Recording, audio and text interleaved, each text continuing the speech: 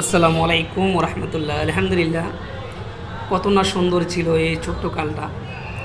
হয়তো কে কে আপনারা এরকম ছোট্ট কালে আখ বিক্রি করছেন অথবা আখ বাগান থেকে কিনে আনছেন আমি জানি না। এটা হচ্ছে আপনাদের ব্রাহ্মণবাড়িয়া জেলা কসবা থানা আজকিনা গ্রাম।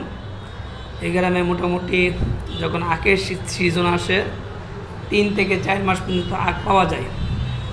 তো আলহামদুলিল্লাহ, ডাইনে বামে আশেপাশে সব জায়গায় আখের ক্ষেত করা, মানে আখ বলে এক দেশের এক ভাষা। আখ আপনার পুঁইশাক গেন্ডারি, মানে এক জেলার এক ভাষা এটা।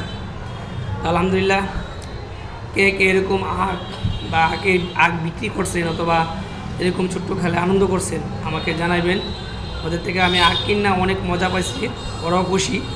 মাত্র 20 টাকা পিস প্রতি গাছ, মাত্র 20 টাকা। আর এই ছাড়ে যে ছোটো ছোটো গাছটি এটি মাত্র 10 টাকা পিস। ক্ষেতের থেকে বুঝেন না তুইলা বিক্রি করে। তো আলহামদুলিল্লাহ, ছোট্ট কালটা অনেক সুন্দর ছিল।